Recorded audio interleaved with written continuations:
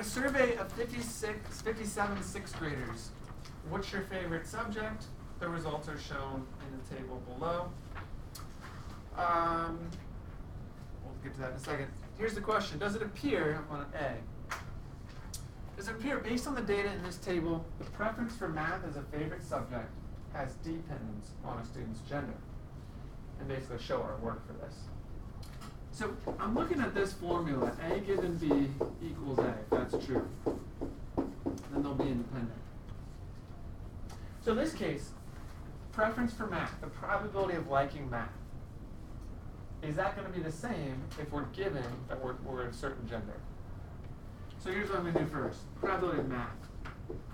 I'm going to write out the word math because there's two M's up there, and math and male, actually two MAs. So I'm just going to say math, so we're clear. Let's do the probability of math. So this is randomly picking a student that favorite subject is math. It would be 18 out of the total 57. So that was basically, I did probability of A. Okay. So now what I'm going to do is a probability of A, math, given something else, and see if it's the same. So I'm going to do the probability of math again, given, someone on the left side, given something, and see if it's the same as 18 out of 57. So they asked based on gender. So that tells me I'm going to do probability of math given male. And also do probability of math given female. So let's go write it out here. Full word. Math given male. All right, so for that, we go to the male row. And I do the probability. So it's given that we're in the male, that row. Probability of math, there's 10. Out of the total, we're only in male students, so 27. Is that the same? So this is where you just got to enter it into your calculator. 18 out of 57 and 10 out of 27. It doesn't look like it. I mean, maybe they could be. You never know. So it's good to enter it in. They are. So they are. Yeah, this one's about 0.32. And this one's about 0.37.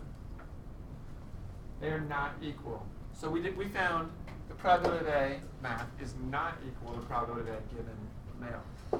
If they were equal, it's independent since they are not equal. Probability of liking math and being male are independent. That's dependent. That was independent. They would have been equal. They would have been equal if they were independent. Let's do the probability of math given female. Right, math given F. So you're saying that the gender does depend on if they like math? Yeah, based on this survey alone. Yeah. But it's not the same as 0.32. That's why. Here, if you go back here. They're independent if they're equal. If we would have gotten equal values, they're independent of each other.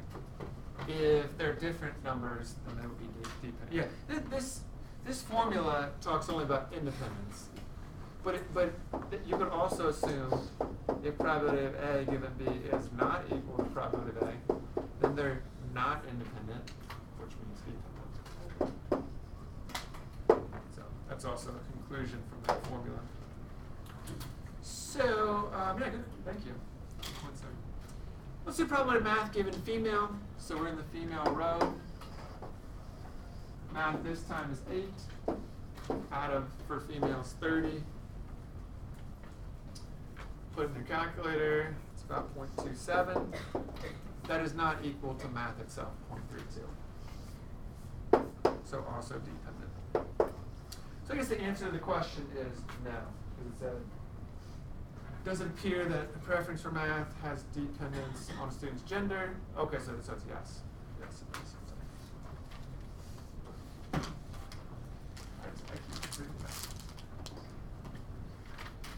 Let me do one more of these, just so you can see the contrast of A and B, and see what I can answer on this. So let's do part B. Same question, but social studies. Same question, but social studies. So does social studies, is that dependent on gender? So I'm just going to do the probability of social studies. So you randomly select a student, their favorite subject is social studies. That's going to be 19 out of a total of 57. Now this, put it in your calculator or just reduce as a fraction, is 1/3 exactly, 33.3%. Repeating. So 1/3 or 33.3 repeating percent. Let's do doing the same thing. Probability of social studies. So let's do the probability now of social studies given that the student is male. There we go. So I'm going back to the male row. Social studies is 9. Now the male row 27. Now 9 over 27 reduces to 1/3. So those are equal. So what we just found is the probability of social studies, in that formula over there, A, is equal to the probability of social studies given male. In other words, A given B. So we found that they're equal, and therefore they're independent.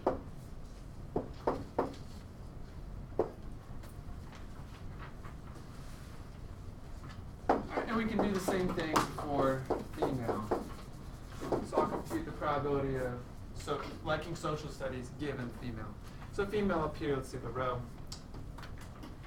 For social studies, it's 10 out of the total 30 for female. And that's 1/3, also independent.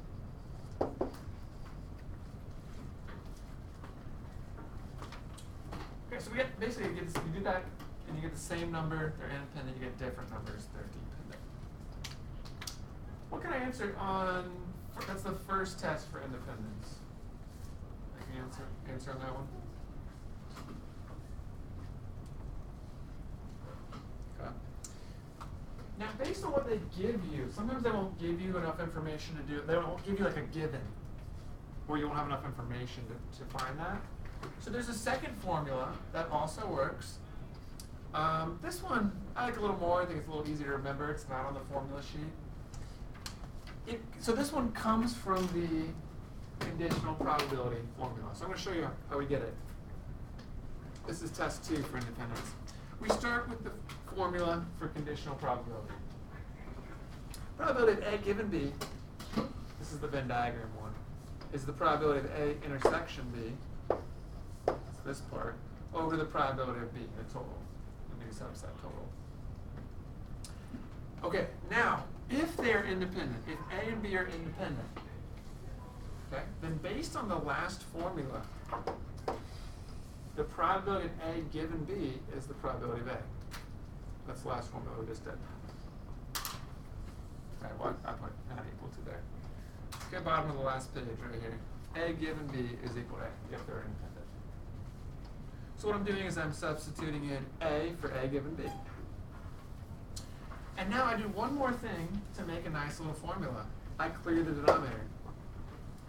So I say multiplying both sides by probability of B. I'm clearing the denominator.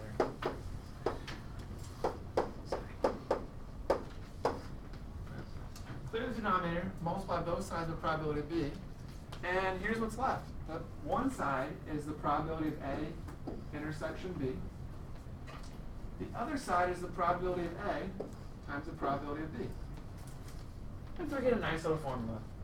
If A and B are independent, the probability of A intersection B, or and, is equal to the probability of A times the probability of B. Only if they're independent. Second test for independence, it is not on the formula sheet. So I showed you how we get it. I'm going to do 2 examples with it, and they're going to answer on that one though. Okay.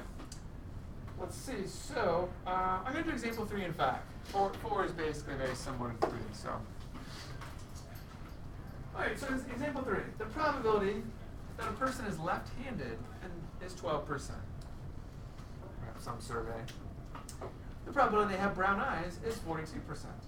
And the probability they have brown eyes and are left-handed is 2%. Is the event of having brown eyes independent of being left-handed? Support your answer. All right, now, the first thing I want you to notice on this one is they don't give you an A given B. All right, they don't have that. So you can't use the first test for independence. You don't have a conditional probability one. It's not in there. So you have to use the second test. So is the event of having brown eyes and being left-handed independent? Well, if they are independent, then this formula will be true. So what I'm going to do is simply use this formula. Probability of A and B. So in this case, brown eyes and left-handed, 2%. Now, I do need to write these as decimals. Okay, because I'm going to have to multiply 2 decimals in a minute, and it's not the same as multiplying 2%. So I'm going to have to change the decimal, 2%, move the decimal place 2 left. There's a 0 there, so 0.02, not 0.2. On the right side, I need to do probability of A times probability of B. So in our case, that's brown eyes. Well, I guess left-handed. Left-handed, 0.12. Call that A, probability of A. And the probability of B times probability of B, brown eyes, 0.42. And really, there's a question mark here. We don't know if they're. That's the question. We don't know if they're equal yet. You just put them in your calculator. 0.12 times 0.42? Not equal, no. It's 0.054.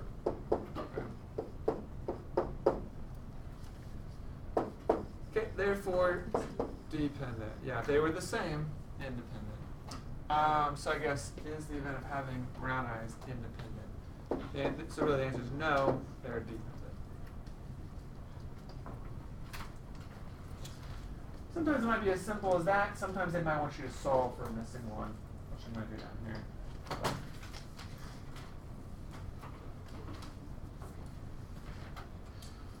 Let's do one more to wrap up. 2 events A and B. Sample 5. 2 events A and B are independent.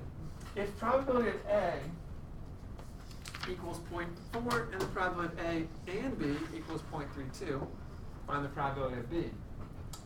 So again, first thing I want you to note is I can't use the first test for independence because I don't have probability of A given B. Not provided. So I have to use the second test. Let me write it down on this one just so it's up there somewhere. So it's the probability of A and B, or intersection, equals the probability of A times probability. So they want probability of B, and they give us the other 2. It actually becomes, if you remember this formula, it actually becomes a really easy problem. I just put in 0.32, 0.32 for probability of A and B. I put in 0.4 for probability of A. That's a decimal. Times, and then I just write probability of B, because I don't have it. You could call it X if you wanted. But all you gotta do is then solve for it by dividing by 0.4.